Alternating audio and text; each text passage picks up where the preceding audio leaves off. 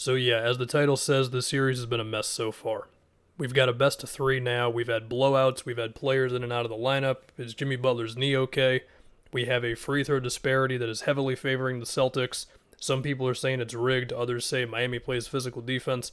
I will say the moment where Pritchard was wrapped up on Jimmy Butler and he kind of reached and got his knee, it seemed like some unnecessary stuff from Pritchard on that one. In game one, the Celtics' drop defense was not as effective. In this last game, it was. We've had super aggressive Bam. We've had not super aggressive Bam. I think the Celtics did a better job of pushing Bam off of his spots in the last game. For the rest of this series, number one, obviously health. That's the biggest thing. That's obvious. I think the next thing to look at is Miami's offense. Or in a way, the Celtics' defense in game four. So they were dropping more often, which is wild because, again, the dropping was not as effective in game one, but in this one it was. I mean, there was a play in the first quarter just kind of summed up it all. Bam and Jimmy ran an empty corner pick and roll. Tatum and Horford are your defenders. Horford drops, gives Jimmy a pull-up at around the free throw line. Jalen is digging in. Time Lord is ignoring P.J. Tucker. Derek White is splitting the difference between Max Strus and P.J. Tucker. And it was just tough. I mean, obviously getting shooting versus drop coverage, whether it's in handoff actions or Tyler Hero simple actions for pull-ups, potentially Oladipo with how good of a game he just had. And if you go look at their shot attempts in game four, you can find moments of that, not with Tyler Hero, of course, because he didn't play, but whether it's Lowry, whether it's Strus or whoever.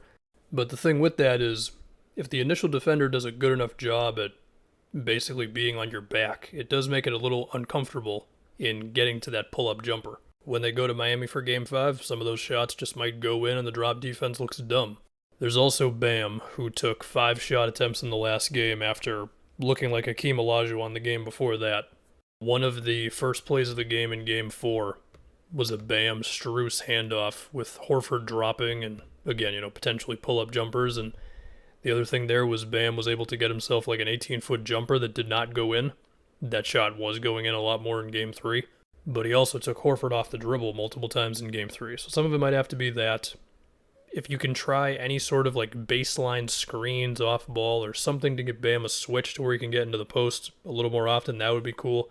There was a play very early on where Jimmy was getting a screen from Bam. It was a drop on Time Lord at the top of the key. And Jimmy was able to get a little bit more daylight than normal, and Bam was able to roll, and it led to a foul and him getting a couple free throws. Anything to get Bam downhill. They could also try Jimmy as a screen setter a little bit more, slipping screens if the Celtics get used to that. You could try Bam as a ball handler on screen actions a little bit more. There could also be room for, let's say, Lowry being an extra screen setter on some of these actions with the potential to flash out to 3 or whatever. I mean, I guess you could try this with any shooter, really. So we'll see. And as for the other end of this, the Celtics did a couple different things to get Tatum going downhill.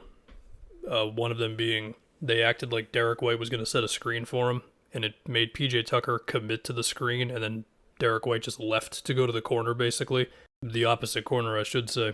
And then because Tucker was a little off balance, Tatum was able to just take him off the dribble inside. There was another where he basically just wrestled for post position on Max Strus, and it was a great entry pass to get him a foul. And also he just made some of the shots that he missed in Game 3, and yeah, that's going to happen. But look, for Miami's sake, we have seen them bother the Celtics offense at times in this series, right? I mean, the first quarter of Game 3, yeah, Daniel Tice starting helped him out, but they were switching a lot on the ball, and the Celtics were like, crap, what do? We can't get a driving lane. In Game 1, where they blew it open in the third quarter, they got into the passing lanes and took advantage of some routine passes from the Celtics and turned them into 2 points on the other end.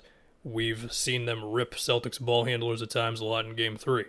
For what it's worth, in this last game in Game 4, at this point it was a 30-point game, but the Celtics' offensive rating in the third quarter was really bad. Some of that was them ignoring Derek White, but there were also possessions where they were switching Bam onto Jalen and forcing him into an uncomfortable 17-footer. There was a play also in that third where they went zone as Bam was playing off of Grant Williams, who was in the corner. And as the Celtics were attempting to swing it to Grant in the corner, you had Oladipo, who was in between Derek White on the wing and Grant Williams, and denying that pass. And eventually it led to Caleb Martin getting a good contest on Jalen, with Bam being able to just sit in the paint, which forced a kick out from Horford. So I think this best of 3 series now could still be pretty good, and maybe we won't get a 20-point lead in one of these games.